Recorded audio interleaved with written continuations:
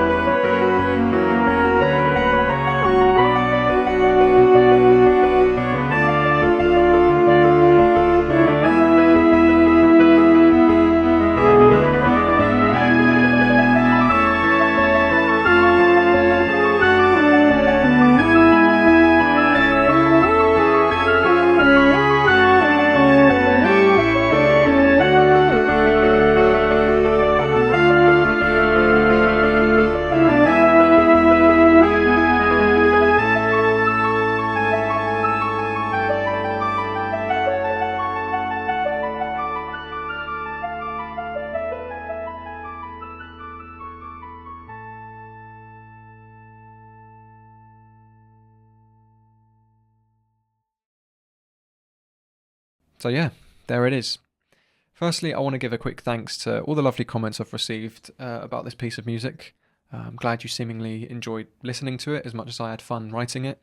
And secondly, it was also really interesting to read what this bit of music reminded you of. And before we break down how I put it together, I'll share a little bit of what was going on through my head before I created it and some of my inspirations. So some of you heard the Mortgas and Plantasia influence for this piece of music. And I absolutely love the album, so when it was recommended to me to kind of almost replicate the vibe for the Lab's Electronic Antique trailer, I was thrilled, and it made it all the more fun to kind of write this bit of music with that in mind. I've also seen a few people correctly guess Pokemon as an influence for this bit of music, particularly from the Game Boy era. So for me, I grew up on Pokemon Emerald, and the music in that is amazing. It heavily inspired this piece of music as well. Two tracks in particular being Verdanturf Town and also the end credits to the game as well. So what I'll do is I'll leave all of that in the description for you to check out, along with the Plantasia album as well. All of it's really fantastic music, and I recommend that you give it a listen. So breaking up the piece, before I even wrote anything, I spent a good amount of time getting the chords together. For me, getting a solid harmonic sequence is a good foundation to writing this kind of music. So before recording anything in, I actually wrote the chord sequence on a post-it note. Maybe we can put a picture on the screen if you're curious at the chord sequence. I know it's a little bit unintelligible, but it makes sense to me, and it really did provide the backbone for the whole piece to develop around. So the start of this piece begins in an E major key signature. And about halfway through, we transition to more of an A major key. I think the best way to take you through the piece is chronologically how I wrote it. So the first patch I recorded in was the amped up patch, and I started playing the chords that I've kind of written down on this post-it note and played them in as the arpeggios, which you hear through the entirety of the piece. So for this I turned the tone up, so it acts like a high pass filter, taking out some of that low end.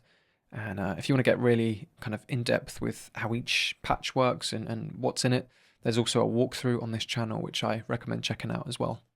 So opening up the piano roll, you can see how these chords have been arpeggiated. Everything here pretty much using the notes found within those chords. Maybe there's the occasional passing note. But looking at the beginning, you can see we have this pretty simple sequence which sounds like this.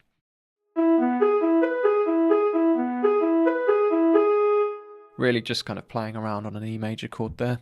Then as the piece starts to move, you can see this sequence just sort of fits whatever chord it's playing. And with the opening chord, you've got this nice kind of descending pattern. So from E major, A flat minor, to D6, D flat 7,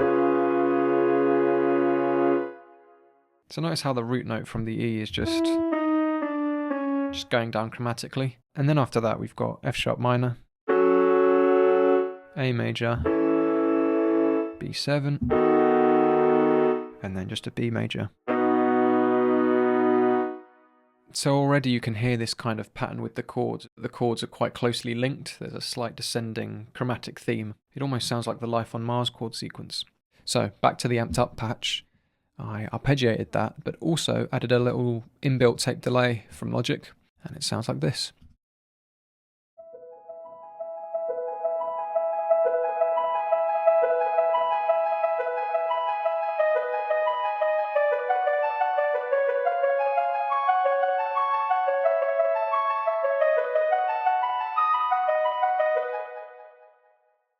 So you'll notice there's a slight kind of fade in from the start as well. And that was all done using the inbuilt tone feature in the plugin. So if I open the automation up, you can see it there represented by variation, acting as this low pass filter. So for coming up with the shape of these arpeggios, there was more or less a rise and fall between each chord, sometimes creating these little sequences and then transposing them between chords. And then as we get kind of more into the piece, a chord takes up 2 bars, so there's a lot more play with it. But you can see this general kind of rise and falling pattern here. I'll go ahead and play a bit more of the arpeggio so you can see what I mean.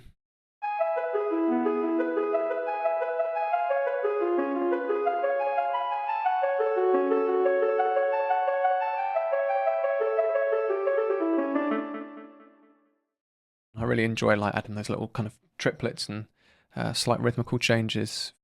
And the chords in this first sort of section follow a similar pattern to the introduction, all being very kind of closely linked and kind of stepping up chromatically rather than down. So we've got an E major, going to a D flat 7, going to an F sharp minor, and going to an A7. So instead of that root note moving down, it's now moving up. And then we get D major, D minor, and then an E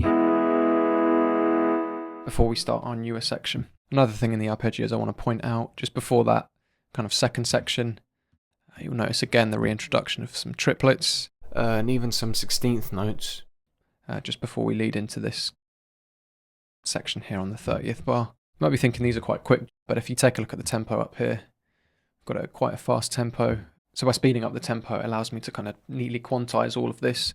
Another thing to point out with the tempo is we also just sort of taper off as we come to the end of the piece. Really, really slowing down just there. So back to the arpeggios, let's hear how those triplets sound.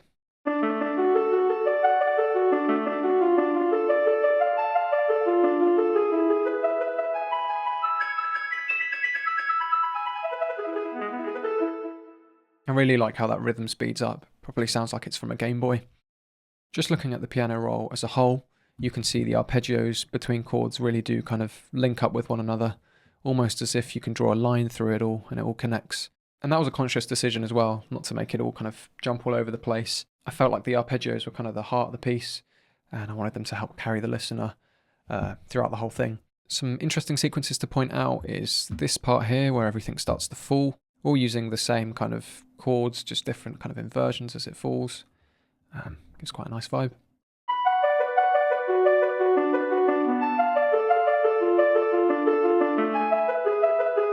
Got a nice speedy bit here.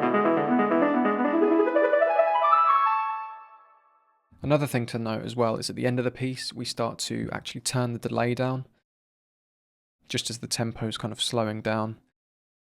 Doing that and having a delay on it can get a little bit funky, so I just sort of turned the wet of the delay down. Other than that, we've got a slight fade out with the tone, as you can see here, and also the expression as well. We've also got a second arpeggio track, literally just copying the same kind of MIDI information over, this time using the valved bellows patch. I like layering both these sounds on top of each other, and the valved bellows patch has a bit of a kind of stronger sound that cuts through. I really wanted to highlight that, so I did that by adding the tone back in again and just really pushing it to the kind of higher frequencies.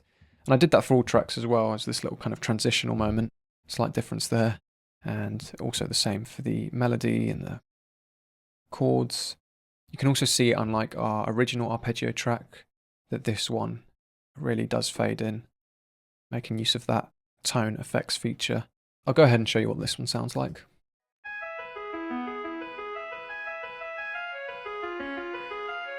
It's quite nice paired with the original one.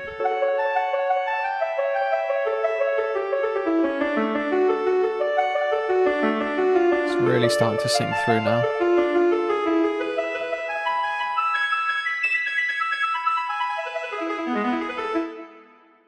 And with this great foundation with the arpeggios, it was pretty simple to figure out a melody that just kind of flowed within that. For this, I used the Attic Keys patch, turning the tone quite low, and also adding a nice bit of the inbuilt vibrato as well. It sounds like this.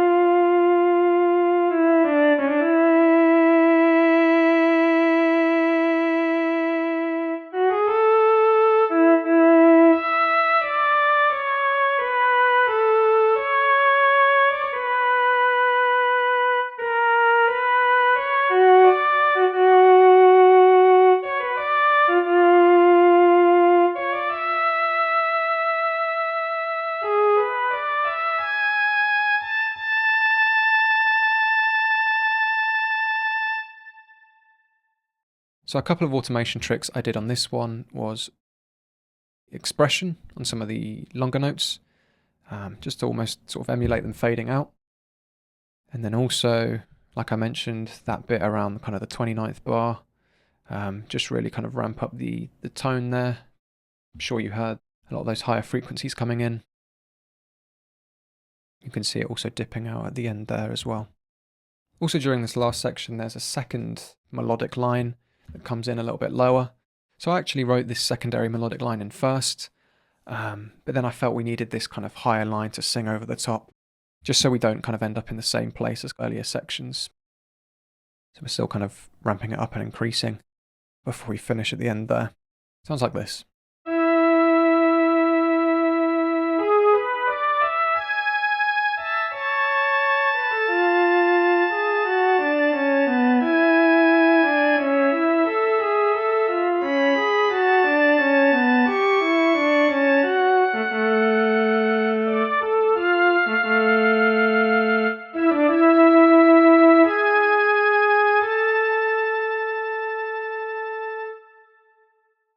Writing both the melody lines was fairly similar to writing the arpeggio lines. If we open it up here, you can see certain little sequential moments. And again, remaining fairly close together, fairly conjunct between the notes. Now, I've seen a lot of people wonder how I've managed to emulate the sound of a theremin using this sound. We've got the tone, we've got the vibrato, that comes quite easy. But to get that smooth glide between notes, I actually doubled up the track, similar to the arpeggios, for both melodic sections. Opening the piano roll, you can see there's just some long notes here. Doesn't look anything like the melody we had before. Now that's because I actually took the first note of each phrase and tuned it using the global tune feature within Labs. So opening up the UI, you can see that you've got a tune feature within Labs here. And then you can really see I went to town on this parameter. If I go on our first note here, add our unaffected melodic track, you can see how each bit of tuning automation matches up with each note in reference to kind of the first note played for that phrase. So it was really just a case of holding down one long note and then automating the tuning to get different pitches. Listening to it by itself sounds like this.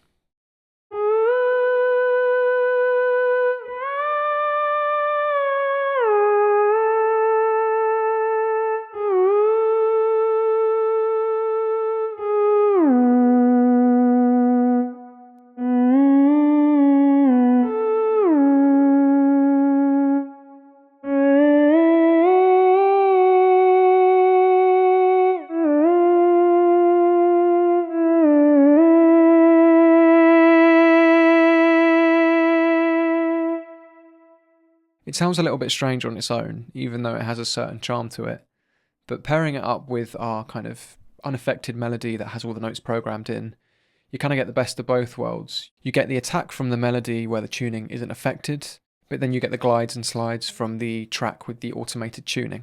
This is what it sounds like together.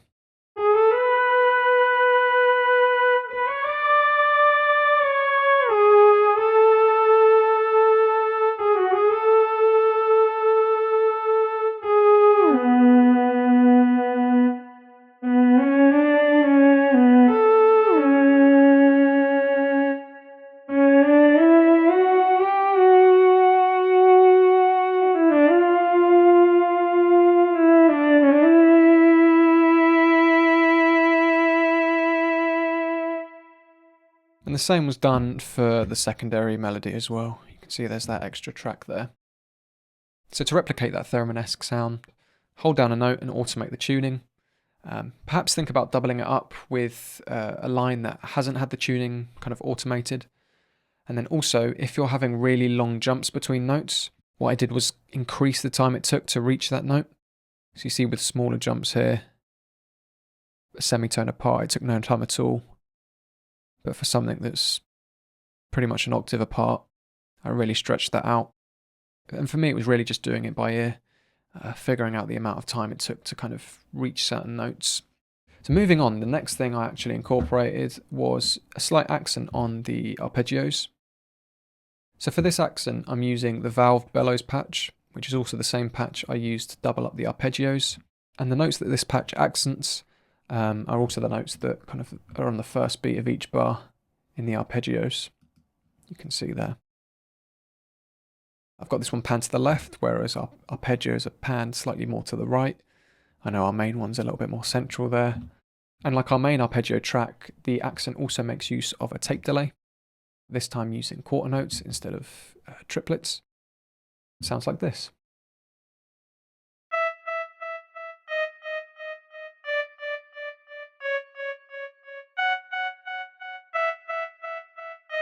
I'll add the arpeggios on the top so you can hear.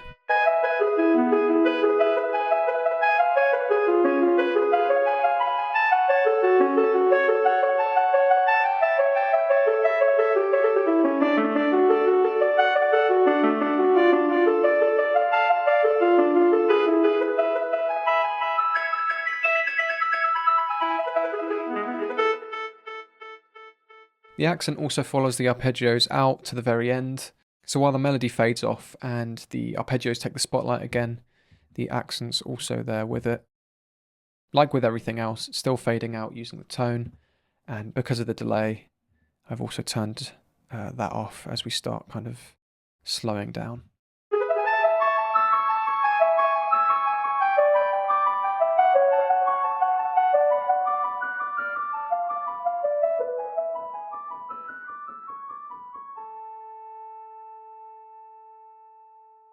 Next up, I just layered in some chords as the piece built, using the copper transformer patch.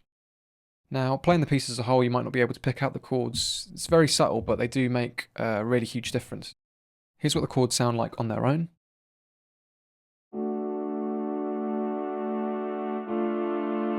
You can see that increase in tone. If I just add everything else back in.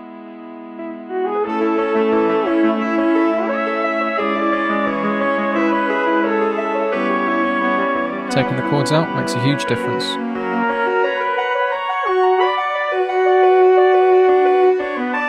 Put it back in now.